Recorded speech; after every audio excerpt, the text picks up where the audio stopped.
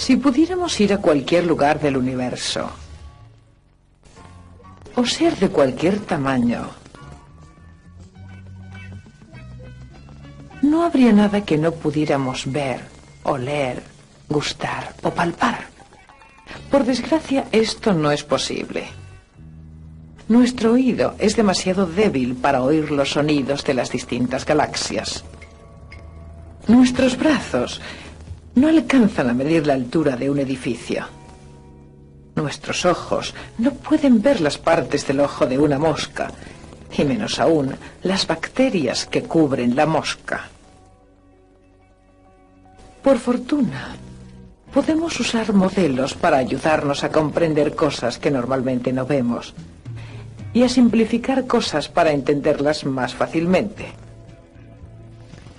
Un modelo es una herramienta que usamos para representar algo que por ser demasiado grande, pequeño o complejo, no nos es posible manejarlo. A veces hacemos modelos que muestran cómo fue algo en el pasado o cómo imaginamos que será en el futuro. A veces necesitamos modelos que faciliten la comprensión fácil de algo muy complicado.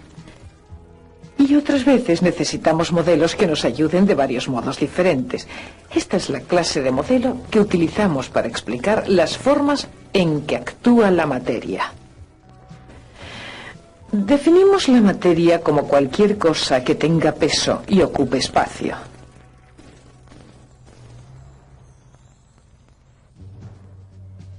Esto incluye todo lo que podemos oler, ver, gustar o palpar.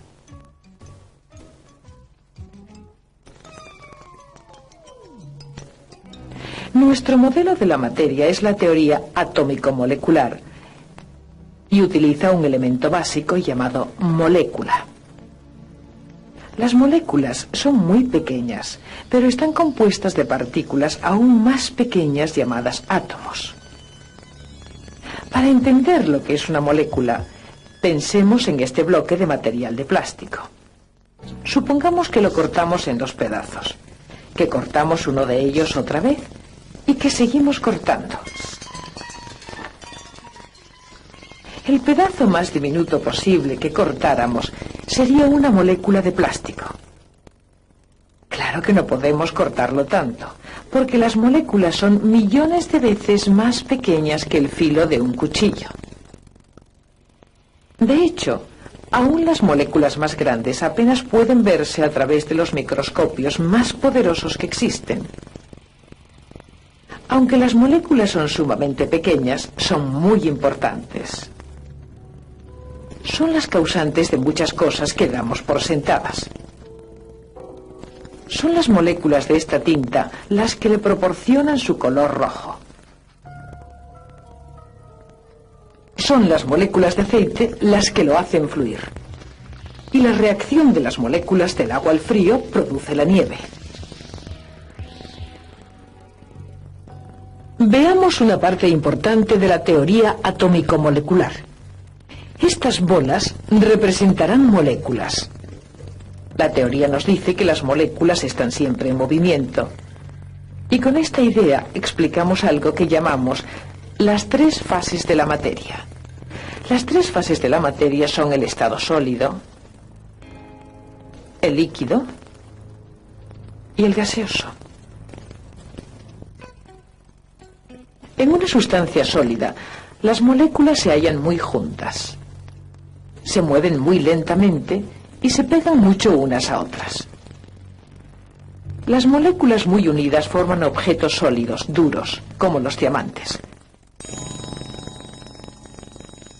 Pero no todos los sólidos son duros. Pensemos en lo fácil que es estirar un pedazo de goma elástica. O veamos otro sólido, la tiza.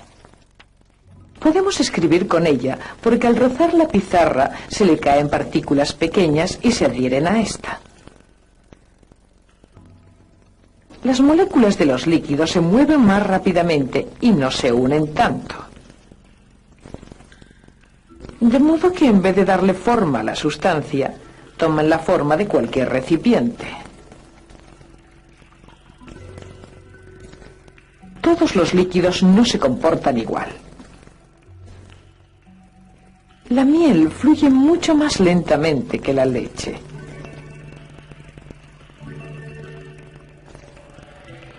En los gases, las moléculas se hallan más separadas aún que en los líquidos. Apenas se unen y se mueven mucho más rápidamente. Como no se adhieren unas a otras, ni siquiera toman la forma del recipiente. Escapan y se dispersan en todas direcciones. Como en los sólidos y en los líquidos, las moléculas de los gases no actúan siempre de la misma manera. Algunos gases son muy pesados. Y otros, como el gas que lleva este globo, son muy ligeros.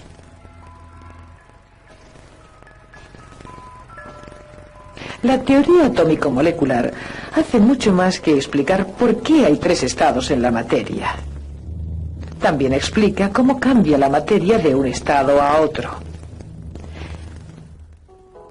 El hielo es un buen ejemplo. Si le añadimos energía calorífica, esta hace que las moléculas se muevan con más rapidez y que se separen. El hielo pierde su forma rápidamente hasta convertirse en un charco de agua. Algo parecido ocurre cuando calentamos un líquido. Al calentarse el agua, las moléculas se mueven más y más rápidamente y se separan más y más. Dentro de la tetera, el agua líquida se transforma en un gas invisible que se llama vapor de agua. Pero al escapar este vapor de agua, enseguida vuelve a ser líquido en forma de millones de pequeñísimas gotas de agua que llamamos simplemente vapor.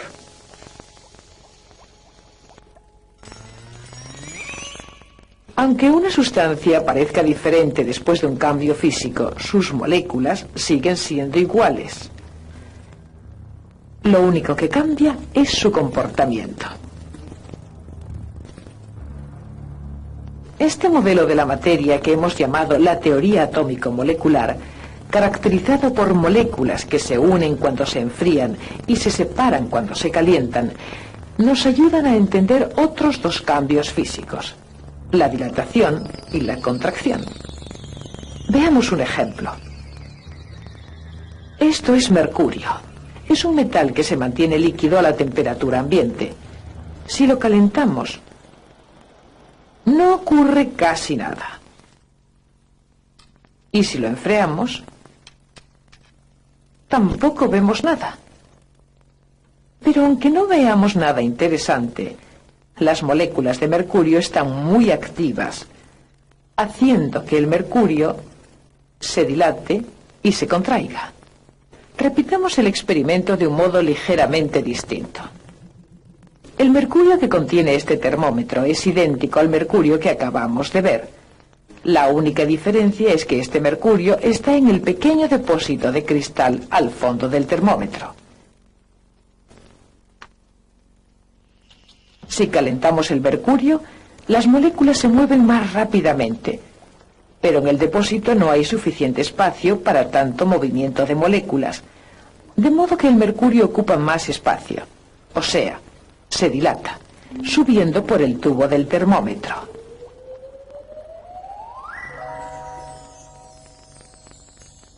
Cuando se enfría el mercurio, sucede lo contrario. Al reducir la velocidad, las moléculas ocupan menos espacio y el mercurio se contrae lentamente, volviendo al fondo del depósito. Nuestro modelo puede ayudarnos a entender otras clases de cambios físicos. Por ejemplo, ¿sabemos lo que le ocurre al azúcar cuando lo echamos al agua? Dejamos de verla. Pero el agua sabe dulce, de modo que sabemos que el azúcar está ahí, solo que es invisible. Este es un ejemplo de un cambio físico llamado difusión. Esto es lo que ocurre. Cuando se añade el azúcar al agua, las moléculas de azúcar están fuertemente unidas, como es de esperar en algo sólido. Pero pronto comienzan a cambiar. Las moléculas individuales se separan de los granos. Al rato, las moléculas de azúcar se han esparcido uniformemente entre las moléculas de agua. El azúcar sigue estando presente, pero las moléculas son tan pequeñas que no las vemos. Por eso el azúcar se hace invisible. Este es otro ejemplo de difusión. Pero en lugar de azúcar disolveremos este polvo de color púrpura en el agua. En cuanto añadimos el polvo, sus moléculas comienzan a separarse y esparcirse entre las moléculas de agua. Si nos vamos y regresamos al cabo de un rato, hallaremos que las moléculas del polvo se han difundido por completo y el agua está de un color púrpura uniforme. Es importante recordar que las moléculas no cambian en absoluto durante los cambios físicos. Lo único que cambia es el modo en que actúan. La teoría atómico-molecular puede ayudarnos a entender cambios que son muy diferentes a los cambios físicos. Veamos algunos ejemplos.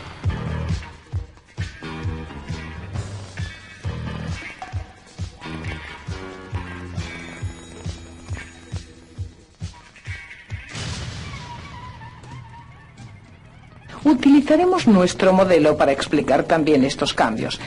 Pero en este ejemplo, los átomos se reorganizan para formar nuevas moléculas y crear nuevas sustancias.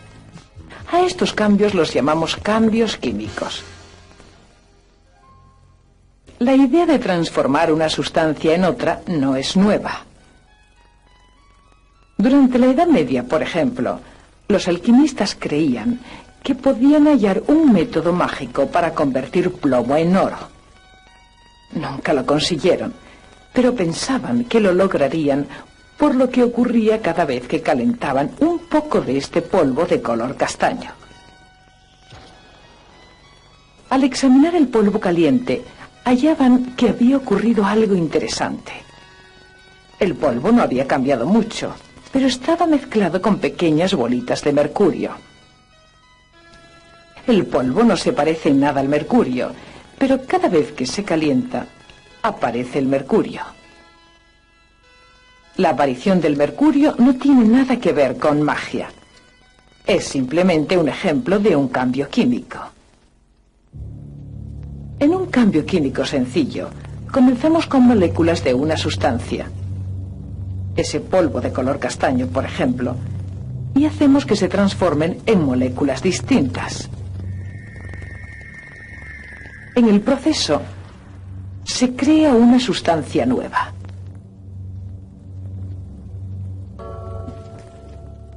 Gracias a la teoría atómico-molecular, podemos predecir los resultados de muchos tipos distintos de cambios químicos. Durante los últimos 50 años, esta habilidad para predecirlos ha producido numerosas sustancias que no existían antes. Tenemos nuevos medicamentos para curar enfermedades, nuevos procedimientos para fabricar los productos que necesitamos y deseamos, nuevos y mejores métodos para producir energía. Todas estas cosas y mucho más, porque tenemos un buen modelo para explicar y predecir el comportamiento de la materia.